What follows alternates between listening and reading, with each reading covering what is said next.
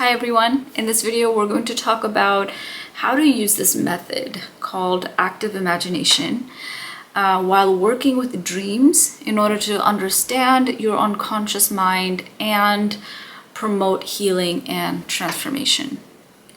So before we dive into it, let's talk about what the unconscious mind is and what the conscious mind is. So pretty much the unconscious mind is a part of your psyche that you cannot readily access. As in, there are thoughts, emotions, memories there. You just don't have access to it. Whereas the conscious mind, you have access to the content of the conscious mind. You know what you're feeling. You can identify your thoughts, feelings, emotions, etc. So death psychology can be a lot sometimes. There are a lot of terminologies, and it's also very spiritual in nature. A lot of it is not cognitively understanding it, but feeling it at a soul level. But for the sake of this video, I'm going to keep it as simple as possible. So active imagination is a method developed by the psychologist Carl Jung. And its intention simply is to help you understand your unconscious mind a little better. You can use active imagination to work with an emotion, right? Let's say you're feeling sad. You can take that sadness and use active imagination to understand what's in your unconscious mind a little better. You can use it for images, for internal conflict. But for the sake of this video, we're going to talk about how to use it for dreams. So Jung believed that one of the many ways the unconscious mind speaks to us is through dreams. Okay, so to that, I might say, okay, let me just analyze my dreams and understand myself better. Easy, right? Well, not really, because there's a problem. And the problem is that while dreaming, we are passive. We are passive observers of what is happening around us, and we're not participating in the dream, right? So as in, things happen to us, around us, and we are simply just observers. We are not the protagonist in our dreams. And that's mainly because while dreaming, your unconscious mind is at play, while your conscious mind is mostly offline. So how exactly are you supposed to understand yourself and your unconscious mind a little better when only one part of your psyche was active? Well, this is where active imagination comes in. So in active imagination, you take the content of the unconscious and combine it with conscious intent.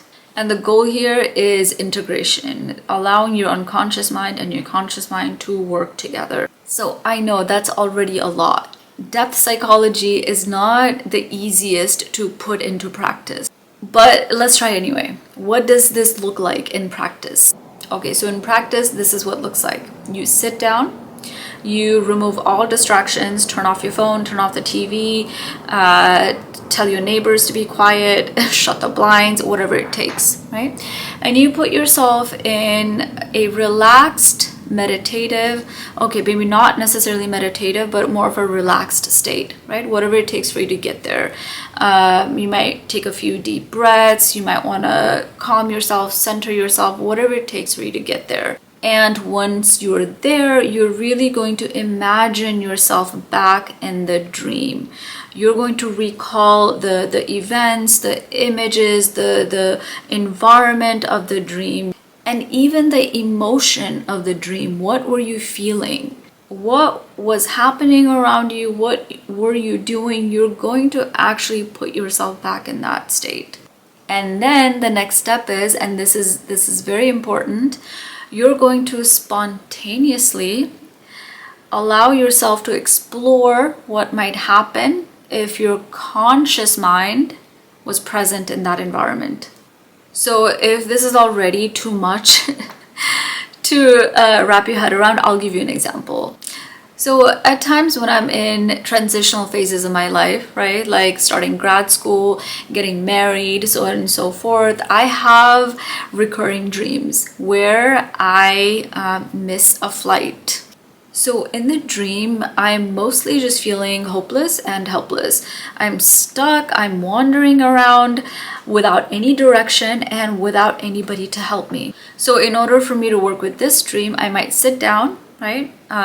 Put myself in a relaxed state, in a meditative state, and really imagine, recall the content of the dream. What was I feeling? Where was I? Who was around me or who was not around me? And I might just explore. I might allow myself to just explore this time, right? This time, letting my conscious mind participate.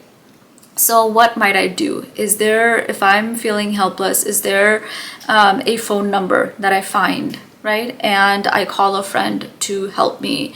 And ultimately, I might imagine myself actually making the flight. But here is the difficult part. All of this has to be spontaneous. I think that's the key word. You cannot force it. So it's less like directing a movie, right? And more like just entering into a dialogue with your unconscious mind. Yeah, I know the method is called active imagination, but it cannot be too active, as in you can't force it. Welcome to Jungian psychology. And with this method, you can actually rewrite the ending of a really scary dream or a nightmare or a dream that just you cannot shake off, right? A dream that just like kind of stays with you and you don't know what to do about it. You don't know how to make sense of it. You might utilize active imagination to actually rewrite the ending. You can give yourself the agency in a dream where you lacked agency.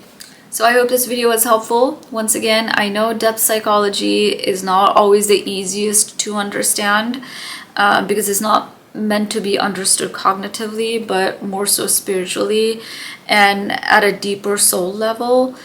But once you understand it, once it clicks, it can really be beneficial in helping you understand yourself better, in helping you generate self-awareness. If you want to see more psychology, spirituality videos in this channel, I have a mixture of psychology and also spirituality videos. So if you want to see more, comment below, subscribe, and also don't forget to check out the citation listed below. Very important.